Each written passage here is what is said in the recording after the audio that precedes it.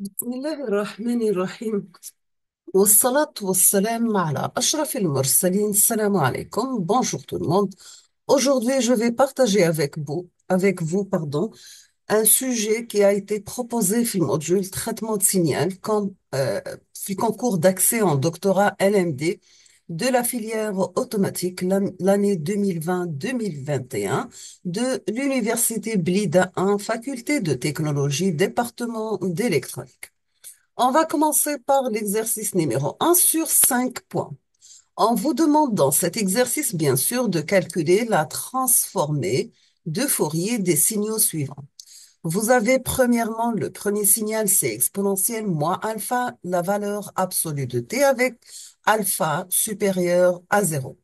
Là, pour x de f, donc vous allez appliquer un calcul d'intégrale de moins l'infini à plus l'infini de votre signal x de t par exponentielle moins g2 pi ft dt.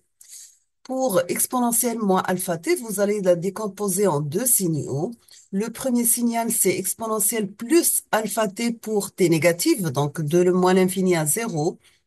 Le deuxième, c'est exponentielle moins alpha t pour t positif, de 0 à plus l'infini. Deuxième signal, c'est 1 sur 1 plus t au carré. Vous pouvez utiliser la table de la transformée de Fourier des signaux usuels. Troisième signal, c'est la transformée de Fourier de la fonction porte.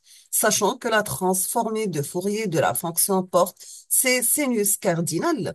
Et pour la fonction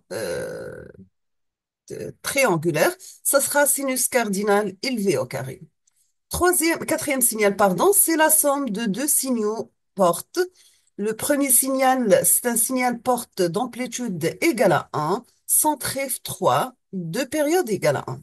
Le deuxième signal, c'est une fonction porte. Donc, vous allez tracer les deux signaux et après, vous faites la somme. Donc, deuxième signal, c'est une fonction porte d'amplitude égale à 1, centré moins 3 et la période égale à 1. Là, vous pouvez utiliser, soit au lieu d'avoir un seul signal, vous pouvez utiliser la propriété de la transformée de Fourier, la propriété de la linéarité, c'est-à-dire que x1 de t plus x2 de t a pour transformée de Fourier x1 de f plus x2 de f. On passe deuxième exercice sur 5 points. Donc, on vous demande de calculer le résultat de convolution y de n égale x de n convolue avec h de n.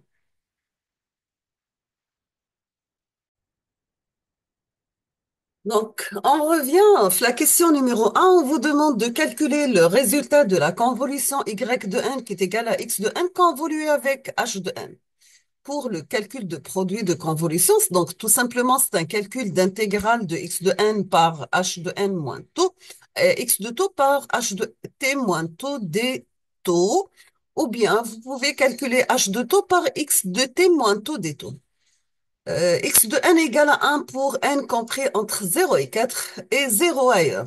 Pour h de n, c'est a à la puissance n pour n compris entre 0 et 7 et 0 ailleurs.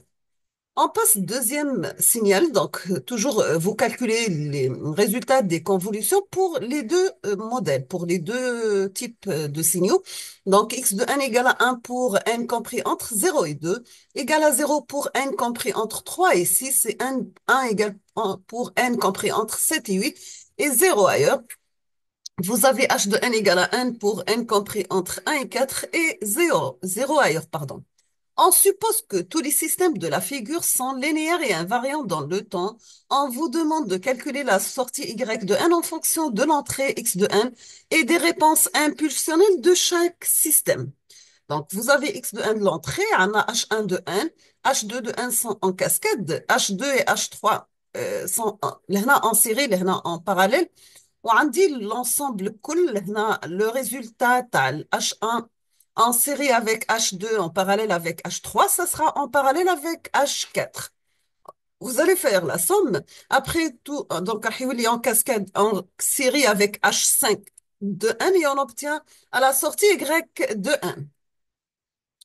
On passe l'exercice numéro 3 sur 5 points. Vous avez la transformée de Fourier discrète de x de n est donnée par x de k égale une somme pour n varie de 0 jusqu'à grand N moins 1, x de n par exponentielle moins g de pi n k sur grand N. C'est égal tout simplement une somme pour n varie de 0 à n moins 1 de x de n par w n n k, k toujours compris entre 0 et grand N moins 1. Nous avons remplacé W de nkn par exponentielle moins g de pi nk, n sur grand N.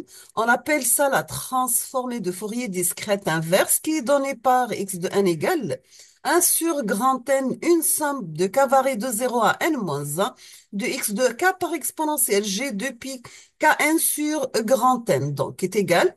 On va remplacer l'expo par W, donc on obtient 1 sur grand N, la somme de k varie de 1 jusqu'à n-1 x de k W n, grand N, n-k, pour n compris entre 0 et n-1. On vous demande de calculer la transformée de Fourier discrète de x de n, qui est égale tout simplement plus 1 pour n compris entre 0 et 4, égale à moins 1 pour n compris entre 5 et 9. Deuxièmement, on vous demande de montrer que la somme de WNK grand N pour N compris entre 0 et N-1 égale à grand N pour K varie de 0 à plus ou moins 1, plus ou moins 2N et 0 ailleurs. On termine avec la troisième question, bien sûr. On vous demande tout simplement de calculer x3 de n, qui est la convolution circulaire cette fois-ci, hein, entre x1 de n qui est égal 1, 2, 3 et 1, et pour x2 de n égale 4, 3, 2, 2 pour n, toujours compris entre 0, 1, 2 et 3 cette fois-ci. Donc, on termine avec l'exercice numéro 4 sur 5 points. Vous avez dans cet exercice la partie filtrage et on va commencer par un filtre linéaire et invariant dans le temps décrit par l'équation de différence suivante. Nous avons y de n égale à 1 sur 4, y de n moins 2 plus x de n. La première question, on vous demande de déterminer la réponse impulsionnelle h de n du système.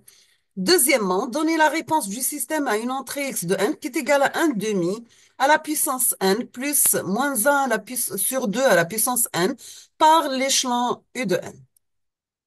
Troisième question, on vous demande tout simplement de donner la structure, cette fois-ci en cascade, de ce système. La deuxième partie, ça concerne le filtrage, un filtre RIF, donc c'est un filtre à réponse impulsionnelle finie. Il a 25 coefficients réalisables à phase linéaire avec le gabarit suivant. Vous avez HD de oméga égale 1 pour oméga en valeur absolue, inférieur ou égal à pi sur 6, égal à 0 pour oméga en valeur absolue, entre pi sur 6 et pi. On vous demande de trouver h de n, c'est-à-dire la transformée inverse de ce filtre en utilisant la méthode des fenêtres avec une fenêtre rectangulaire. Nous sommes arrivés à la fin de ce sujet. Bien sûr, si vous êtes intéressé par la correction détaillée, vous m'indiquez dans les commentaires ou là, vous me laissez des messages dans les commentaires. Je vais faire la solution détaillée dans les prochains jours, Inch'Allah. Je vous souhaite bonne chance, beaucoup de succès et à la prochaine vidéo Inch'Allah. نقول لكم استودعكم الله الذي لا تضيع ودائعه حظ موفق للجميع بإذن الله. Merci.